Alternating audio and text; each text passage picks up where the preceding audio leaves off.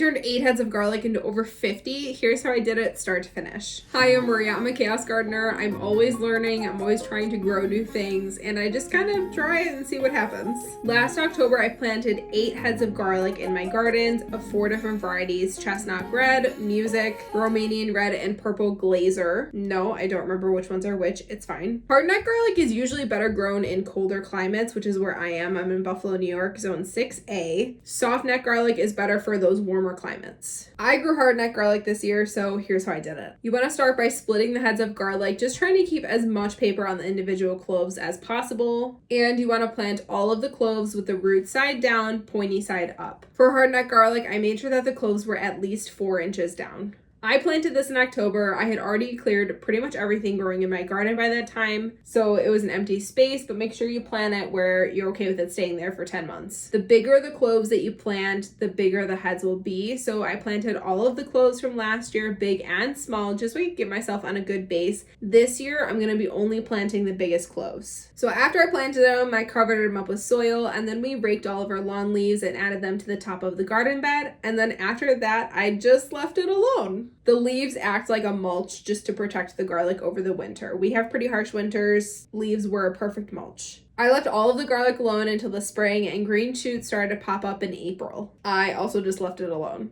A lot of people will fertilize or do extra watering, but our climate is pretty rainy already, so I just kind of let it be. I wanted to see how the garlic would do with zero intervention, and turns out it does pretty well. Starting in June, my garlic popped out garlic scapes. They're the flowers, but we want to grow the biggest bulbs, so I cut all of them off. I popped them all off except for one. I just kind of wanted to see what a garlic flower would look like, and it's kind of cool. But I cut all the other scapes off so that the garlic would divert the energy back into the bulb instead of spending all that energy to make the flower bloom. You want to cut them off when they're nice and curled like this. I did not just cut off and compost the scapes though, they are edible. So I made some garlic scape pesto. I followed the same recipe that's in my cookbook from scratch. I followed my carrot top pesto recipe. I just substituted the carrot tops for the garlic scapes and then added a little bit less minced garlic into the pesto, and it was so good. I was also all out of carrot top pesto in my freezer, so it was a perfect substitute. After I popped off all of the scapes, it was game time. I was checking my garlic and the weather every few days just to see when was the right time to pull it. Ideally, you want the first 3 sets of lower leaves on the garlic to die back, turn brown and nice and crispy. I also timed it before a huge rainstorm in my area that was like a 3-day storm.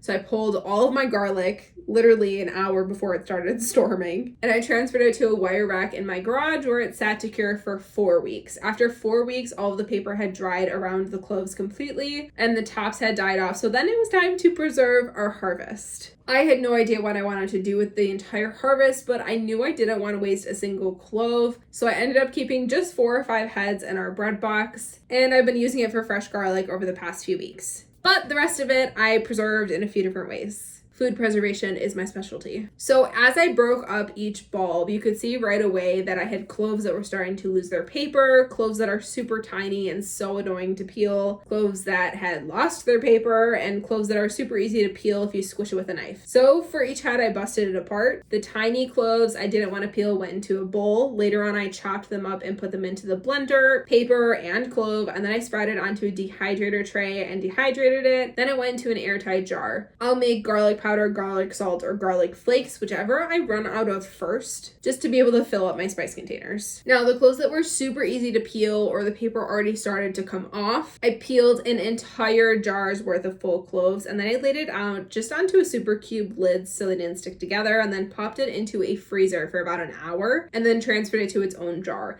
This is just like flash freezing something. It makes it easier if you freeze it when everything is separated so then it doesn't stick together. Then I transferred it to its own jar. These are perfect to take out for grating garlic. Like, we like grating garlic into fresh salads, so we can easily just take a clove or 2 out and grate it right from the freezer. And this jar will stay good all year. The cloves that were easy to peel, once I finished filling my jar for grated garlic, they went to a different bowl, and the mid-sized cloves that weren't easy to peel, I used my knife, smashed the clove, and then peeled away the paper. It is so much easier to peel garlic if it's smashed. So life hack, if you're ever mincing fresh garlic, you can smash it, and then it's so much easier to get that paper off. And then that's it. I did that with the rest of the garlic, and then once I was all set, a handful or 2 of cloves went into the blender and pulse for 5 seconds to mince it and chop it up. You can also use a food processor if that's what you prefer, or the gadget that you have. Either one will get the job done. Then I spread my newly minced garlic into super cube trays into 1 tablespoon portions. This is what we regularly use in our meals, so it's super handy to just have it minced and ready to go. We use fresh garlic so much more when it's minced and just ready to go in the freezer. Alternatively, I did not do this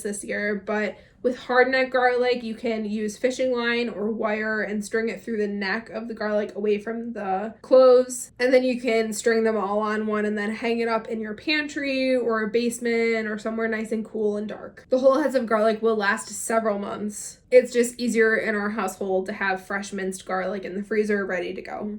For soft neck garlic, you can also braid it and store the braids. Garlic was so incredibly easy to grow for the first time. And I have 10 heads of garlic right now in my garage that I'm so excited to plant in October. And I like to say I have enough garlic to keep the vampires away.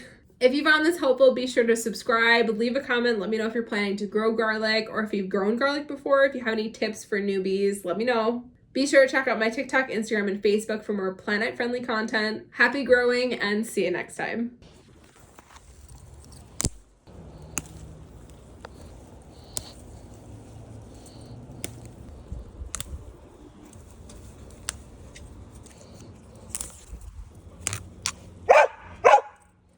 Are you kidding me?